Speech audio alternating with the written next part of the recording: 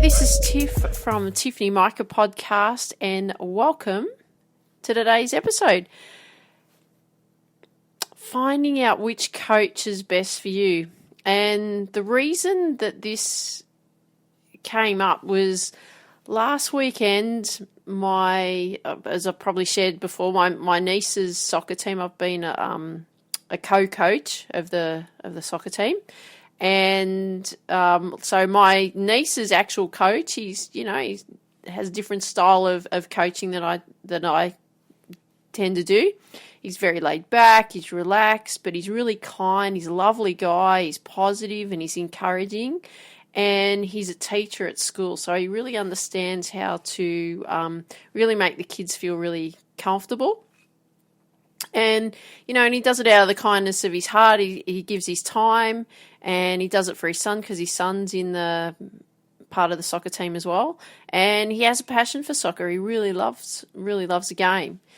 And so on the weekend, my niece's soccer team came up against this other team, and my niece plays in a mixed team, so boys and girls. So there's the two girls in the team, so the rest of the boys.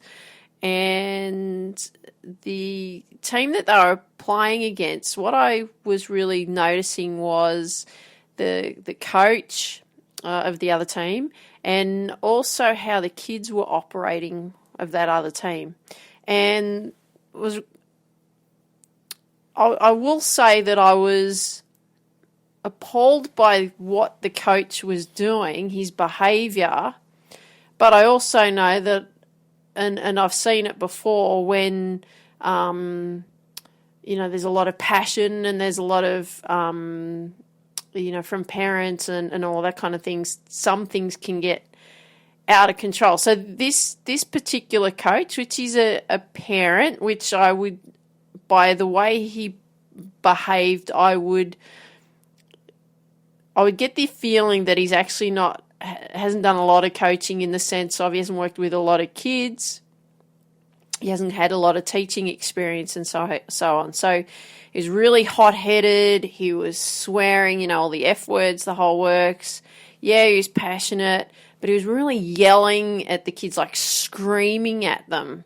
And so what actually happened that really fired him up? Now, this was just like in the game itself, right? So then we had two discrepancies that came up in the game, because how they've set the things up now to, compared to when I was a kid playing sport, the kids are much more protected from the parents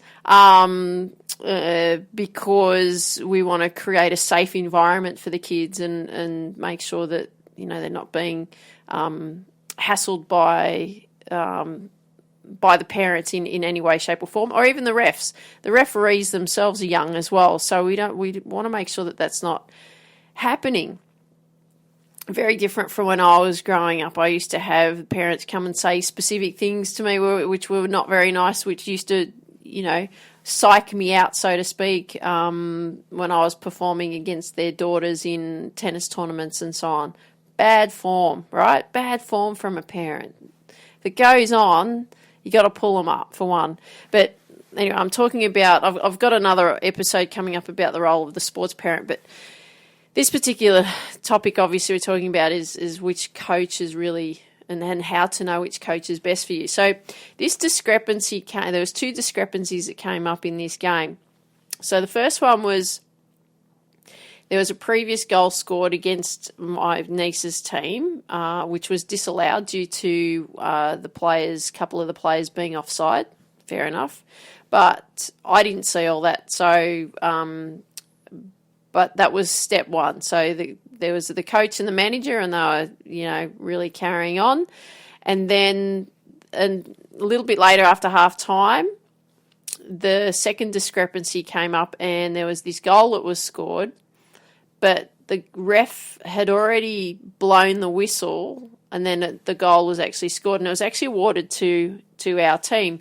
Now, what started to happen from that was there seemed to be some confusion about what was going on, and half of the other team were, these kids are 11, half of the other team were talking to the ref, some of our kids were talking to the ref, and this coach from the other team, this guy who's quite hot-headed and passionate and swears a lot and all of this kind of thing, stormed on the court, on the field. So he was a big, strong dude, really tall dude.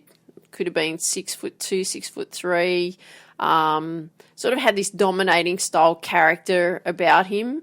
And he stormed on the field and stood over the ref. Now, the referee she was about 16 years old, teenager, and he was in her face and he was pointing and carrying on, right? Now, I don't know what he said to her, but this situation of what's set up is the coaches are actually not allowed on the field in any way, only if there's an injury that occurs. So he was, had this domineering or intimidating impression upon her. So I was about to step on the field, but our coach of the team, my niece's team, he stepped on and went and had some words with him. And it was quite interesting watching the behaviour because, my niece's coach is a really gentle sort of guy. So he went and obviously said a few things to him and to get him off. But, this coach is probably about 5'6" or so, thereabouts, 5'7" in height. And then we've got this other guy who's 6'2", 6'3", or however tall he is. And our coach had said something to him, had started walking away, and this guy, this other coach, this big 6'2", 6'3" guy, you could see him standing over him and walking behind him. And there was obviously words that were said, but I couldn't make out what they were and so on. But the great thing about the referee was she stood her ground, so we've got to admire her for that. The coach that was carrying on, he was removed from the field back to the sideline by our coach. And what happened after that incident was the kids' performance on the other team had started to drop. So we still had the other coach who was still screaming at the kids to do this, that and the other, but the performance level of the kids had actually dropped. Now, it could be a combination of they were disappointed about the result of what was happening with what the referee's decision was. It could have been that the coach's behaviour and they may have been embarrassed by that behaviour. It could have been that they didn't like the fact that he was screaming at them. But there was a big change, and then the kids ended up having another goal scored, and the kids won the game. But what happened after that? Now, this is poor sportsmanship, right? Poor sportsmanship came up after that. So when the game had ended, what happens is that the teams shake hands and say thanks for the game. Again, they're 11 years old. We've got to teach them, how to be sports people, right, and respect the game of sport and respect their opponents and so on. The other kids wouldn't shake our kids' hands. They went off the field.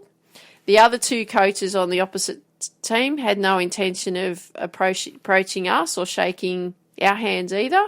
So I went over to them and shook their hands on purpose to show that, no matter what they should be doing is they should be setting that example of sportsmanship. And they should be setting that example of how to behave and conduct yourself as a coach in front of the team. Because remember, we're teaching kids that are 11 years old, they're impressionable. So if they're seeing that their coach is carrying on screaming, swearing, hot-headed, yelling at everyone, how are they going to perform? Of course, they're going to do exactly the same thing. The kids on the field were pushing our kids out of the way. At that age, look, it happens in professional sport. In soccer, the kid, they push each other out of the way to get to the ball. I, however, don't agree with it. I believe that it should be done on pure skill level. And at this age of 11 years of age, it should be done on pure skill level, right? What are the kids learning? The kids are learning how to be rough, and the only way you can win is is if you push the other kids out of the way. So we want to make sure that what we're doing is we're teaching the kids, all right? Because if you're a coach, it doesn't matter if you're a parent and you haven't had much coaching experience. Remember, the kids that you're teaching, you're a leader. And they're impressionable, so we have to make sure that we're teaching them the right way to conduct themselves. Because if you think about it for a moment, that behaviour of that coach from that other team, it comes from the top down, right? It comes from the leader. It doesn't come from the bottom up. The coach is responsible for setting the tone. The leader is responsible for setting the tone. And I've been in the sports industry my whole life, and I've seen a lot of stuff go on. And I've seen this behaviour before. But the thing is who suffers? It's the kids. The kids are the ones that suffer. And what happened is that the kids that seem to be affected by the coach's behaviour, their performance level went down. That's what I witnessed. So it's not good. And I've been in the junior sports scenario for my whole sports life as well, because I grew up playing sport. I grew up competing in lots of different sports. And I've experienced, like I said earlier, I've experienced it from other parents who used to intimidate me and really say not so nice things when I was competing against their daughter in tennis. Poor form, right? I've been a coach most of my professional working life, and I've had discussions with parents over their behaviour towards their kids, their behaviour towards everything, right? Their behaviour towards me, their behaviour towards others. Not on. It's not on. And most junior sports, say like soccer or hockey, football, are usually parents who really want to help their kids and they help their team. So I get that. So with the junior sports, and you've got those sports like the team sports, and the parent gives up their time to coach the kids, I get it. Right, I get it, because you're passionate, you want to help your kids, you want to help the team. That's why I got involved. I love my niece like she's my daughter. Like she's part of my life. Well, both of my nieces, I love them like they're my girls. And I wanted to help her and help her team. That's why I became a co-coach. But as a coach has the responsibility. And the coach has a responsibility, this is what I believe, to ensure that the kids feel safe in their environment and not threatened. And we want to ensure that the kids feel comfortable around the coach. So any coach that I've ever had, I actually was quite frightened of them, except my hockey coach. She was a beautiful, caring woman. She was a teacher as well, and she worked with us. She did some great things. She was easy, approachable, gentle in her approach, but and pushed us at the same time. But most coaches that I've had, I've never had a really close relationship with them where I can share my deepest thoughts or feelings or worries or concerns. I've never had anyone there to listen to what I have to say. Interesting. And you shouldn't feel frightened of your coach, because how you look at it is you and your coach, you're a team and you're working together towards a common goal. This should be also for the parents. Again, I'm going to talk about that. You'll hear that in the next episode. The role of the sports parent. But you're a team and you should be working as a team. And even though I'm still teaching golf at the moment, I work with each person individually. Even if I've got a group situation happening, like a group clinic or something like that, I talk to each and every one of the ladies that I work with, and I make sure that they feel comfortable. I want them to talk to me about their golf. I want them to feel comfortable if they're upset and they feel like bursting into tears. I want them to talk to me about it. I had this beautiful lady yesterday that I had a lesson with, and we talked about stuff that's going on for her, how frustrated she is, how disappointed she is with behaviour of other people, and what she wants to get out of a golf. Right? But she needed someone to talk to. And that's what a coach does. A coach provides that environment for you so that you can share what's actually going on, because you and your coach together are going to be working through the problems together, working through the emotional barriers that come up. And there'll be plenty of emotional barriers. And I don't care how old you are, they come up. And it's always good to let off some steam. It's always good to share what's going on. It's always good to get things off your chest so you're not having sleepless nights worrying about things that are coming up. So what I've put together is what to look for in a good coach. So some points here. There's about 8 points here of what to look for in a good coach. And again, this is my belief. So number 1, communicates effectively.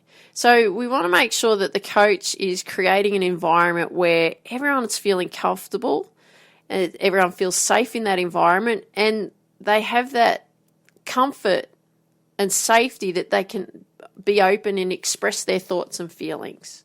You want your coach to encourage the openness, right? The airing of problems, the airing of concerns. And we want to make sure that the coach also encourages each team member to listen, to be open, to express their feelings, and also respect the other members of the team. Right? Because remember, it's all about building yourself as a team. It doesn't matter if you're an individual sport. If you look at the top players in the world, like I know I talk about tennis a lot, but if you look at the top players in the world, like Novak Djokovic, Nadal, right? Rafael Nadal, Serena Williams, they've all got teams. They're not doing it alone. They have their coach, they have their fitness trainer, they have mindset, all right? All of this. So we need to make sure, though, is that the communication airways are open. If you've got a coach that's screaming and yelling at you and you can't communicate and you worry about what they're going to say about how you perform this, that, and the other, then it might be time to look for another one. It might be time to have a discussion with them and tell them how you feel. I want you to be thinking about that. Number 2, explains the individual roles in the team's success. So if you're playing in a team, what the coach needs to make sure is that the coach explains a valuable role of each player in the team and what each team is contributing, and also what each team member is as how valuable they are. Because each team member has a role. Again, it doesn't matter if you're playing an individual sport. Each team member has a role. If your team is your coach and you've got someone that's working with you on your mindset and you've got someone that's working with you on your fitness, and then you've got your parents, right, or a parent, there's your team. Then you've got to lay out what the rules are, right? You've got to lay out what the responsibilities are, what their roles are, so that we can build this team. Number 3, sets challenging goals. Yep. Now, setting challenging goals, that's what we want. We want to make sure that they're process orientated, because we want to ensure that the coach is encouraging the improvement in skill development. The coach is encouraging improvement in strategies applied in practice and in the games. It's all about developing you into a better player. The score doesn't matter. The score does not matter. The score will indicate how you performed on the day. The score will indicate how well that you're piecing all your strategies together, your skills together. If you don't win, there's areas in which you can improve. If you do win, that means that all the pieces of the puzzle you put into place that day and you performed well and you won. Fantastic. But we need to make sure that you're encouraged on, yes, setting goals, but the goals that are process orientated. You've got to work on improving your skills. You've got to work on applying new strategies to develop you into a better player. Okay? Number 4, encourages group or team identity. So it's being part of something that makes you feel like you belong, isn't it?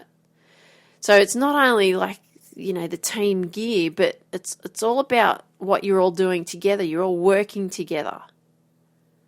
Right? You're all identified as a team. Even the input from the team is important. Right? How they feel, how they think that we perform. It's all collaborative, right? We're working as a team. Number 5, building the belief. Now, if you've been listening to me for a while, it's all about belief. Because if there is no belief, that's not going to happen. So we need to ensure that your coach is building belief in you, is building belief in the team, is focusing on self-improvement, right, and constructive feedback, because it's important that we not only work on improving, but also the areas in which they're holding us back. We get constructive feedback. Okay, how can I improve this area? Right? Like, for an example, this is great, Stephanie. Well done on that tackle. Now, why don't you try it this way to see if we can make it even better? Rather than, oh, that's such a bad tackle. Why did you do it that way? Positive reinforcement. Okay, now let's look at another way that we can make it better. Number 6, creating a team climate, like a team culture. So it's all about building the relationship within the team, isn't it?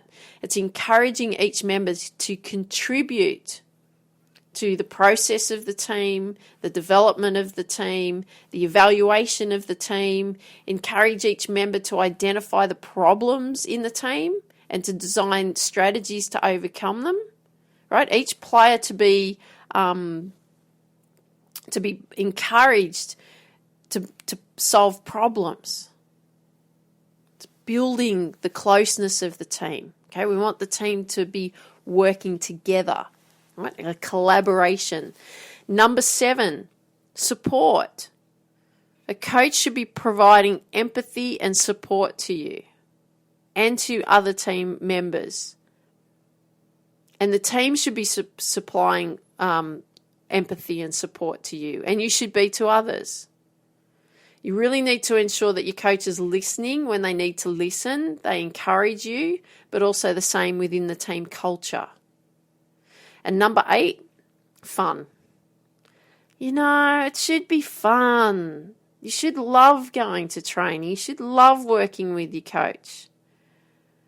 Really good coaches, I'm talking about really good coaches, they create drills and games that are actually really fun, and at the same time they develop you. And sometimes the drills and games that they get you to do, you're actually developing your skills and you're not even realising it because you're really enjoying what you're actually doing. So I'm just going to go quickly back through those points again. What to look for in a good coach. 1, communicates effectively. 2, explains the individual role of the team's success. Number 3, sets challenging goals. Number 4, encourages group and team identity. Number 5, builds the belief.